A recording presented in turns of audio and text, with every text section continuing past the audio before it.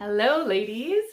I'm here today because we're going to talk about painkillers and how that impacts your gut and can cause leaky gut.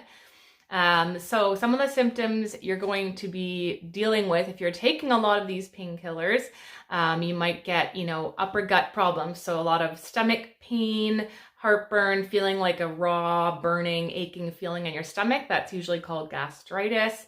You might be dealing with small intestine pain or discomfort.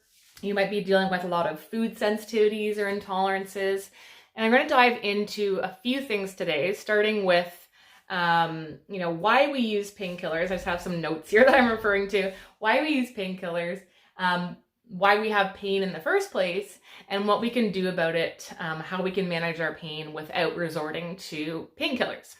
Now, obviously, taking a painkiller once in a while, especially if you take it with food, is not the end of the world. But obviously, you're here because you are dealing with chronic gut issues. And so if you already have gut problems and symptoms almost daily, you really want to try to avoid anything that's going to irritate the gut. And that includes painkillers. Something like Tylenol is a lot less hard on the gut than something like Advil, Aleve, or aspirin. But again, even for those of us with chronic gut issues, you may find even Tylenol, which is typically a little more gentle, can still cause irritation for you. So most of us use painkillers for pain, but different types of pain that I see my clients and you guys experiencing would be chronic headaches, muscle aches and pain, and I would say period pain would be a big one for sure. I often ask women, how they deal with their period pain, and they usually just tell me, oh, I take an Advil and, a heating pad or something and just kind of hope for the best. So we're not here to talk about hormones today, but I want you to know that if that's something you're dealing with every month where your periods are so bad that you have to take painkillers, especially if you're taking them, often, that's really going to prevent you from healing your gut. And you want to look deeper at why you're having that period pain in the first place. So you want to get your hormones tested. Most women that have really painful or heavy periods have estrogen dominance, and that means they have high estrogen relative to progesterones, which is low progesterone. And that's totally fixable without doing birth control or other intense things like that. So all that aside, we're not here to focus on period pain, but I didn't know that's one of the big reasons that you guys take painkillers. So I wanted to mention that and to really encourage you to get your hormones tested, ideally with someone like me or a naturopath and not your doctor, because your doctor is going to tell you that everything's fine as long as your hormones are within this huge reference range. But it's more so we're looking for that optimal range as well as the ratio of estrogen to progesterone. So when I work with clients, if they do happen to have a copy of their blood work, I do take a look at that. And oftentimes, it's something where their doctor has said, oh, you're fine. But when I look at it, I'm like, okay, that's not optimal. So always get a second opinion if you're really struggling with something and your doctor has kind of been dismissive. I know that's a recurring theme for especially with those of us with gut issues, right? And it's good that they're ruling out all these serious things like maybe, IBD, serious bowel disease and cancer and stuff like that. But if they're not helping you and you're feeling stuck and like you're not being heard, it's really important to work with someone like myself to get your concerns addressed and look at those deeper issues as to why you have those symptoms, okay? So first of all, why are we having pain? And then we're going to look at what we can do to manage pain without resorting to painkillers. One of the reasons we have pain, and obviously we're here to talk about gut health and gut bacteria, and that's what I do. A lot of people that I work with that have gut issues have imbalanced gut bacteria, which we've talked about before. And that's a general term for that is dysbiosis. In that grouping, some people may also have what's called SIBO, small intestine bacterial overgrowth. So too much bacteria in the upper gut, most of it's supposed to be in the lower gut. And when we have any kind of dysbiosis where the ratio of bacteria is off and we've got too many bad or inflammatory bacteria, yeasts, and other microbes compared to all the good guys, which are naturally anti-inflammatory, we're going to have inflammation. Yes, inflammation in the gut and gut symptoms, but inflammation does not stay in the gut. Inflammation enters your bloodstream and circulates throughout your whole body and also affects your brain. And so that is one of the biggest things that I see causing pain, at least in my clients. So they have this bacterial imbalance, often comes from taking medications like antacids or antibiotics in the past, eating a poor diet, lots of stress, things like that. So once we have this dysbiosis, it will impact your pain. So we really have to get to that root cause and treat the dysbiosis. Hi, Summer. And unfortunately, it's not as simple as just taking a probiotic to balance out that bacteria. We really have to do this 4-stage protocol, which I use with clients to kind of kill off the inflammatory microbes, heal the gut, and balance things out. And only then can we try things like probiotics. But knowing that if you have this gut bacteria imbalance, it's going to be causing inflammation. It's going to be triggering pain throughout the body. So even things like migraines, headaches, aches and pains, period cramps, all of that can be related to your gut bacteria. Pretty crazy, but it's true. The other thing that can trigger pain for a lot of people is burnout. Burnout is huge. I just did a corporate seminar this morning, so I feel like I'm repeating myself, but I know I talk about that a lot in this group, but especially because it's a two-way situation here. So when you are burnt out, or once you get to that point where you're really burnt out, if you haven't already developed gut issues, you will, because your immune system's down. The gut bacteria can kind of grow out of control and do whatever it wants to do and just run amok, right? Nothing is keeping it in check. On top of that, burnout is going to cause more gut symptoms, but it's also going to cause pain. And why does that happen? So obviously we just talked about, burnout causing gut bacteria imbalance. And we know that any kind of gut bacteria imbalance causes inflammation in the gut, but also all throughout the body, causing pain. But on top of that, burnout itself, which has to do with your stress hormones. So too many stress hormones, and eventually long-term burnout, you're not able to produce enough stress hormones like cortisol. And cortisol is actually anti-inflammatory.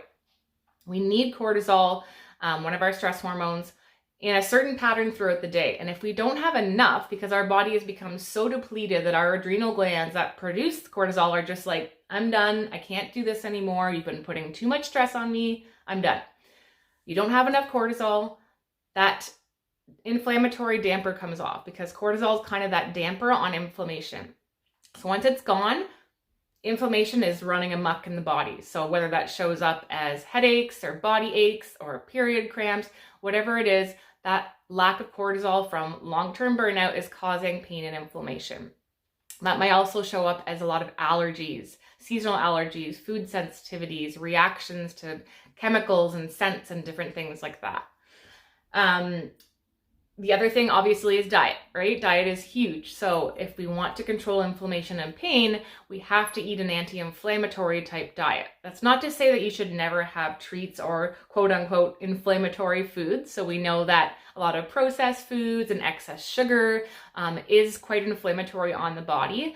But in moderation, when combined with very healthy meals and balanced meals, and you're having a treat here and there, for most people, you should be able to tolerate that and your body should be able to balance that out. But if you are mostly eating, takeout and processed foods and lots of sugar and very little fiber in fruits and vegetables and mostly carbs and processed foods, that's an inflammatory diet, and you're going to have inflammation somewhere in the body, whether that shows up as headaches or body aches or whatever it is for you. Having that kind of diet is inflammatory. So we're here to learn how to eat to not just heal our gut, but also manage inflammation and pain, right? So things that are anti-inflammatory are things like omega-3s. So lots of fatty fish and olives, olive oil, avocado, nuts and seeds. Other things, anything that's high in antioxidants is very anti-inflammatory. So anything bright or dark usually. Green things, orange things, dark berries, that's all very, very anti-inflammatory. And then the other major thing with inflammation is really keeping that blood sugar steady throughout the day. So what that means is not skipping meals, and it means eating protein throughout the day. Because if we were to eat something for a meal like just a bagel or just some chips or something, because that's a simple carb and it's absorbed and digested so quickly, it's basically like eating sugar. It's going to spike your blood sugar really fast. You're going to get that quick energy boost, but then you're going to crash maybe an hour later. But if you were to eat that same thing, that bagel or something, a white bagel with some protein, so chicken or eggs or nut butter, that's digested much more slowly and absorbed more slowly, and it's going to keep your blood sugar steady for several hours. When your blood sugar is steady, that gives you more energy, keeps your metabolism high, your brain function high, your mood is better, and it's keeps inflammation under control. So when your blood sugar is wonky all day and or sky high all the time from lots of sugar or stress, that is very, very inflammatory for the body. So eating to balance blood sugar, super, super crucial for inflammation and pain.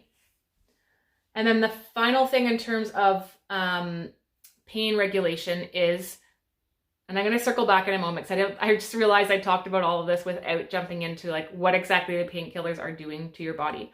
But the other thing that we can do to balance pain or prevent pain is we really have to work on, and this is part of burnout recovery, nervous system regulation. So that means putting your nervous system into a state where you feel safe and relaxed and calm. So obviously that includes resting, but if you're resting watching TV and you're watching like a horror movie, your nervous system is on edge, right? You need to be doing something where you're fully and deeply relaxed. So whether that is meditation, deep breathing, being in nature, whatever works for you to get you into that state where you're fully relaxed and calm, cuddling with a loved one or a pet, that's where healing happens. And other ways to do that as well would be treatment. So I highly recommend, especially if you have benefits, using up that money towards treatments. So things like acupuncture and Reiki, Bowen, massage therapy. These are all treatments that put your body or your nervous system into that relaxed, parasympathetic, calm state where you can heal and repair. And that is bringing down inflammation and keeping pain at bay. Okay, so even if you don't have coverage, like personally I still invest in those treatments regularly because I know as someone with chronic pain and someone who gets migraines, if I don't do those treatments, especially during a stressful phase of my life, my body will end up reacting and I'll end up in pain. Okay, so I know because of my gut issues in the past, I can't take painkillers. So I'm going to invest in those treatments and do the things that I need to do throughout the day, like meditation, like deep breathing, in order to keep my nervous system in a calm state. Okay, so we're going to talk a little bit about what exactly painkillers are doing. I don't want to get into like the biochemistry of it, that's really complicated, but just knowing that, I'm just going to bring it up here. Basically, you're blocking the production of these inflammatory compounds in the body. And they do have a purpose in the body. And actually, one of those inflammatory compounds is important for, it's not always inflammatory, but one of these molecules is important for the health of your gut lining, your gut cells. And so when we're just disrupting or blocking the production of this compound with the drug, the Aleve or Advil or whatever it is, yes, you have less pain in the moment, but you're actually triggering inflammation in the gut and preventing that gut lining from staying healthy. And when I was actually reading the research, one of the studies came up and said, so we talked about leaky gut. So I'm going to talk a little bit more about leaky gut in a moment and how that contributes to pain and inflammation, as well as things like food sensitivities. But one of the studies said that taking painkillers can cause small intestine permeability, so leaky gut in the small intestine. And it's present in up to 50 to 70% of long-term painkiller users. So you're having leaky gut in the small intestine. And that's going to cause, also we probably have pain and inflammation there. That leaky gut is going to be leading to systemic inflammation, food sensitivities, all of that. And they're saying that it's more likely to have leaky gut in the small intestine than the large intestine. So that's really interesting. I don't think I even realized that. So it's causing damage to the gut lining itself. So why does leaky gut matter? Leaky gut matters because food particles and bacteria and things are not supposed to be in your bloodstream. When they enter the bloodstream, so first of all, I'll back up and say, How does this happen? Leaky gut can develop even without taking painkillers. When we have anything that's an irritant to the gut or a lot of inflammation from bad bacteria, the cells, which are usually nice and tight together and don't allow anything through except for nutrients, very tiny things of nutrients once your food's been digested. When the cells are healthy, they're nice and tight, but when they become unhealthy and inflamed, they become looser. And now you've got food particles, bacteria, all kinds of things leaking into your bloodstream, and it's not supposed to be there. So your body's like, whoa, what's going on here? Your immune system starts attacking those molecules, whether that's a food particle, say it's a molecule of corn or gluten or whatever it is, starts attacking it and mounting an immune response. First of all, that's creating inflammation in your body. That can lead to pain, but also it's creating food sensitivities or even allergies. Okay, so we really need to keep that gut lining nice and healthy and those cells nice and tight together so things aren't leaking into your bloodstream, triggering inflammation and pain.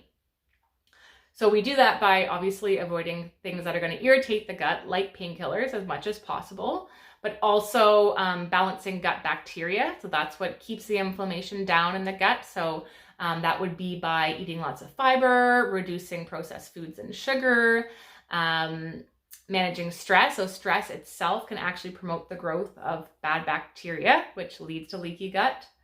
So you can see how it's all connected, right? So stress itself can trigger pain, and stress can also cause gut inflammation and bacteria issues, which also triggers pain.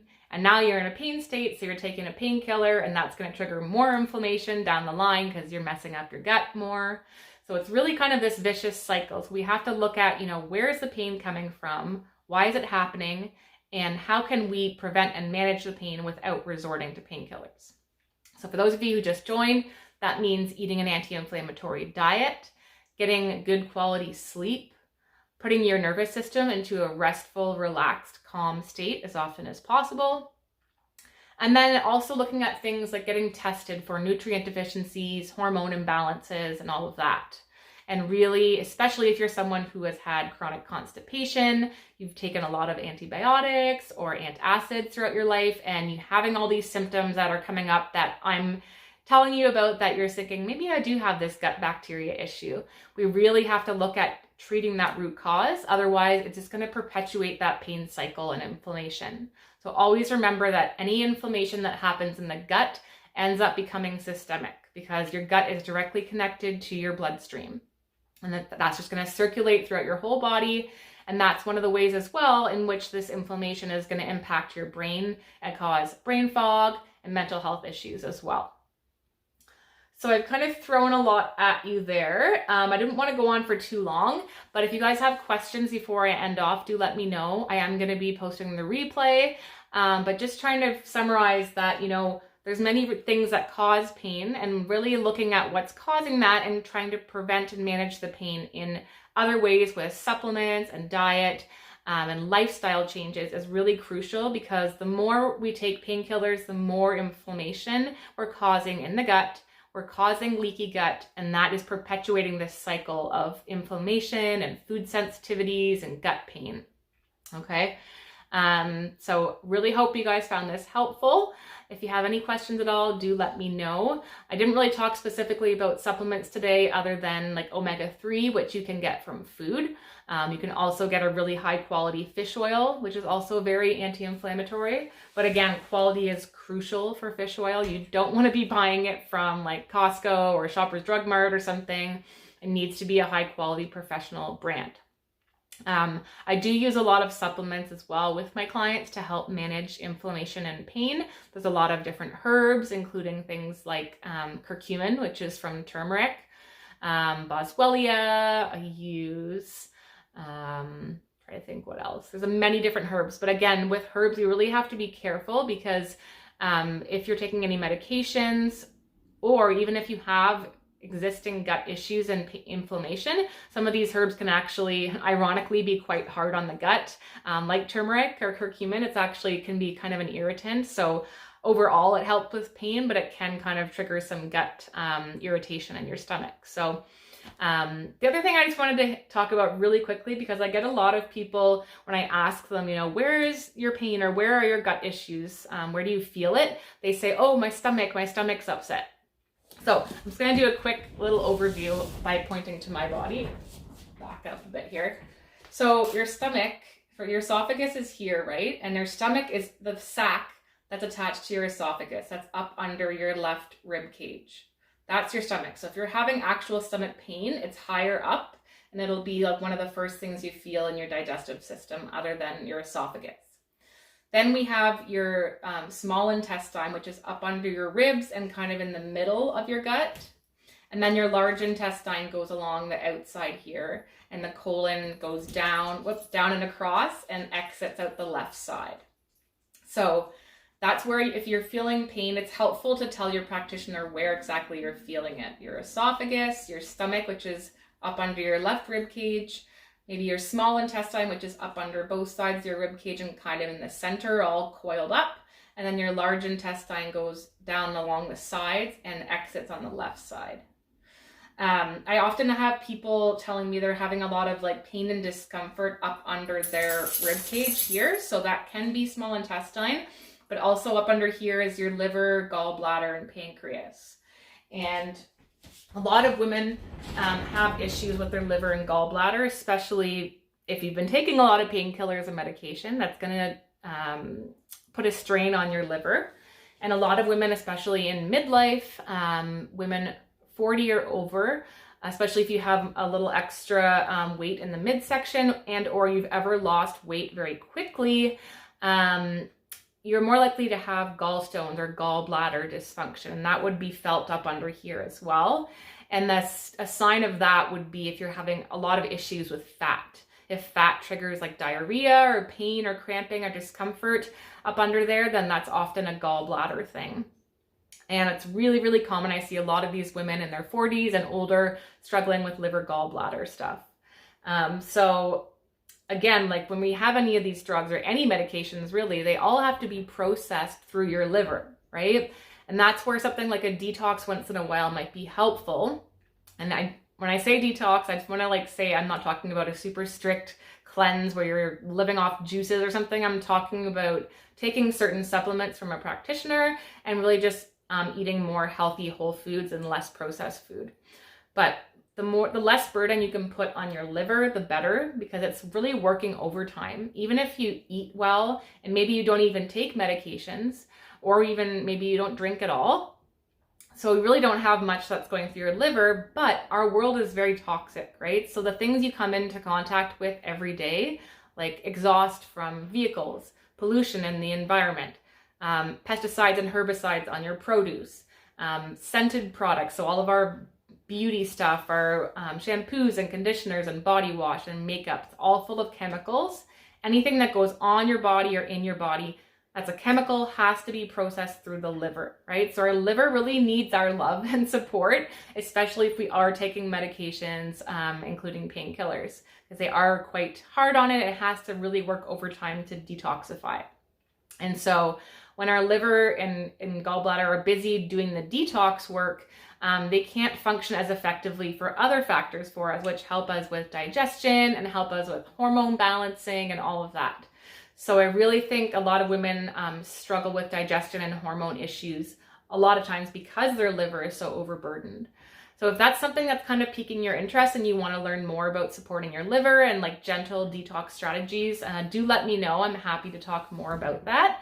But that's not today's topic, but I did need to mention that because drugs do need to get processed, like painkillers, do need to get through the liver and metabolize. So it is kind of putting a strain on your liver there.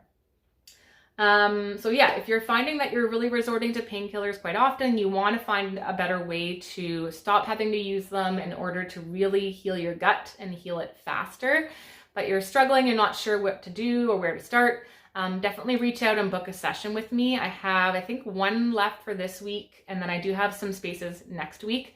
If you're thinking about it, but you're not quite sure if you're ready, I do have a free meet and greet option. So you can always book that free 15-minute call, and we can just talk about what's involved in healing your gut and whether that's a good time for you to start it. So hope you guys enjoyed this. Have a lovely afternoon, and I'll chat with you soon.